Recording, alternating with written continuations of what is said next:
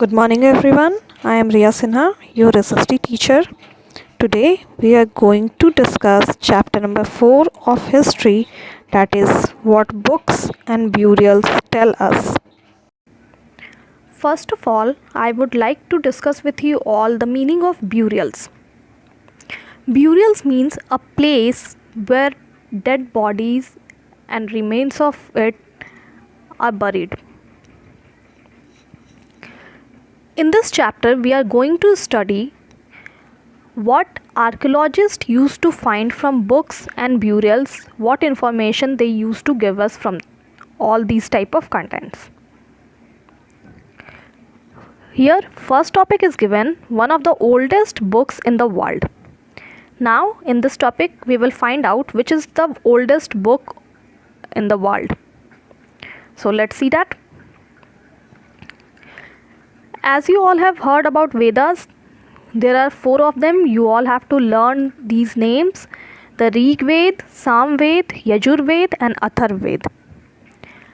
Among 4 of them, the oldest Veda is the Rig Ved, which was composed about 3500 years ago.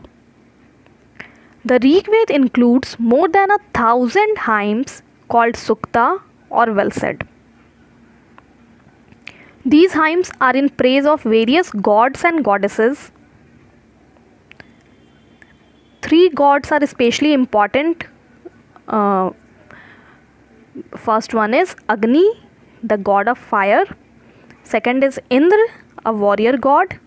And third is Soma, a plant from which a special drink was prepared.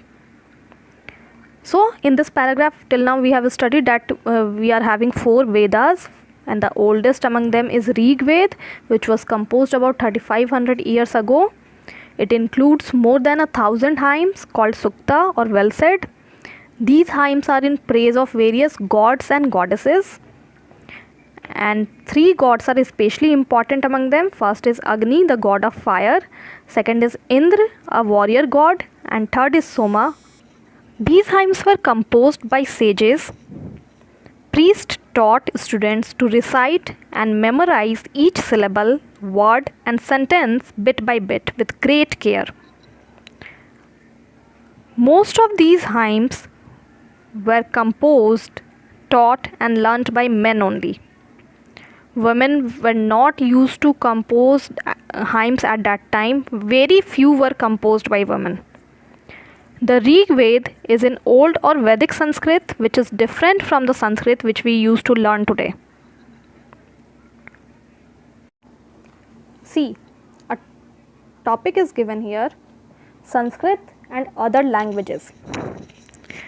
Sanskrit is a part of family of languages known as Indo-European. Some Indian languages such as Assamese, Gujarati, Hindi, Kashmiri, and Sindhi are Indian languages. Some Asian languages are Persian, and many European languages such as English, French, German, Greek, Italian, and Spanish belong to this family. They are called a family because they originally had words in common. Like, for example, take the words Matra in Sanskrit, Ma in Hindi, and Mother in English. So, other languages used in the subcontinent belong to different families. For instance, those used in the northeast belong to Tibeto-Burman family. Tamil, Telugu, Kannada, Malayalam belong to the Dravidian family. And the languages spoken in Jharkhand and parts of central India belong to Austro-Asiatic family. You all have to learn these things, the origin of all the languages, from which family they particularly belong to. Now see, the books we use are written and printed. Today, whatever books we are using, these all are written and in printed form we are having it. The Rig Ved was recited and heard rather than read. It was written down several centuries after it was first composed and printed less than 200 years ago.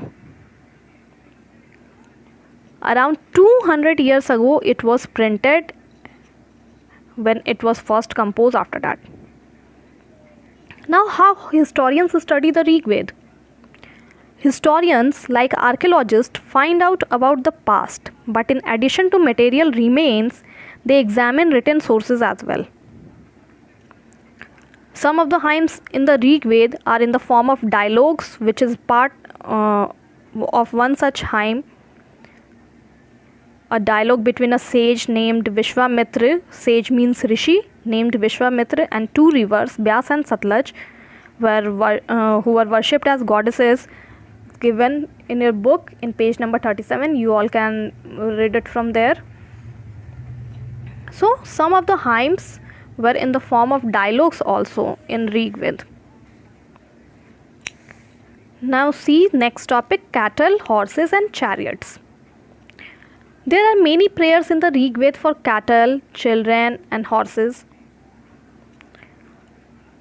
And especially if we are talking about children, then especially for sons, some of the prayers are there.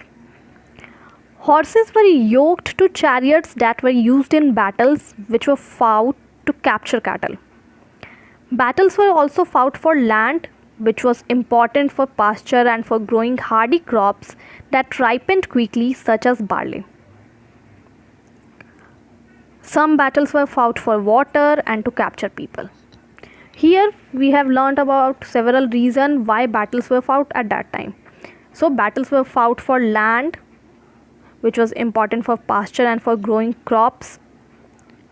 Some battles were fought for water and to capture people.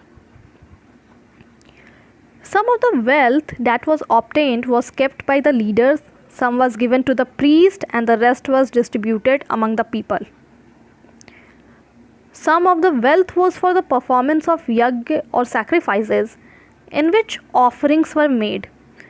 We also used to do yajna in Hindu dharma, in Hindu religion. We used to sacrifice something to the god, whichever god we used to worship. So these were meant for god and goddesses only, and offerings could include anything, whether it is ghee, grain, and in some cases animals also. Most men took part in these wars. There was no regular army, but there were assemblies where people met and discussed matters of war and peace. They also chose leaders who were often brave and skillful warriors. So mainly men used to take parts in wars, and there was no regular army at that time, but people met and discussed matters of war and peace. Those who were brave and skillful, among one of them, they became their leaders. Okay, now see the next topic, words to describe people.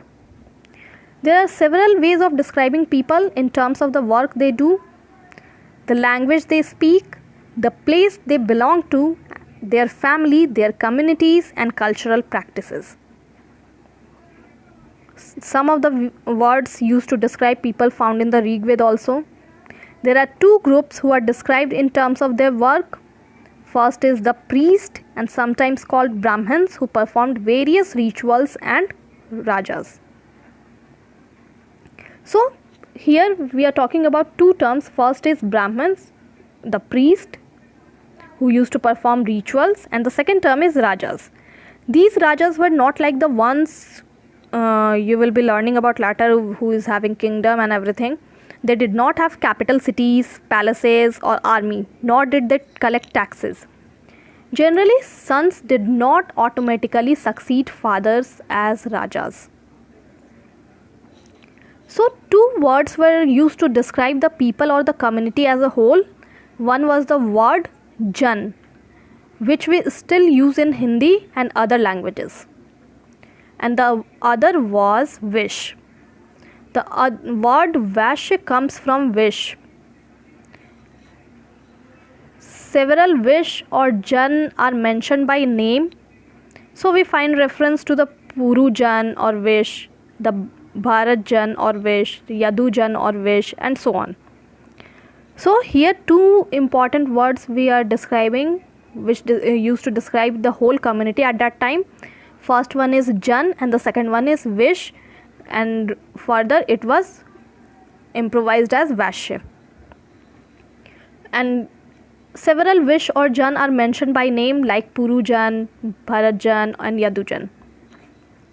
Sometimes the people who composed the hymns described themselves as Aryas and called their opponents as Das or Dasis.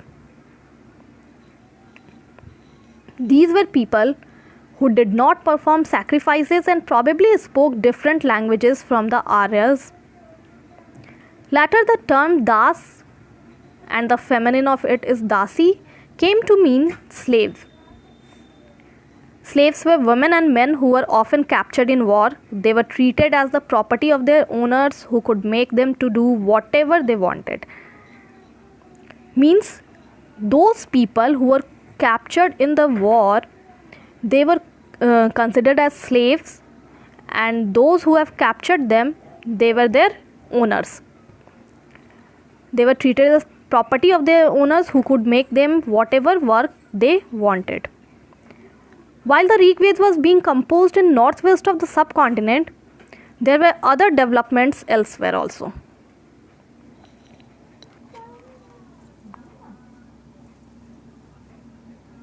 Hope you all understood the covered topics well. In the next class, we will continue this chapter. Thank you and have a nice day.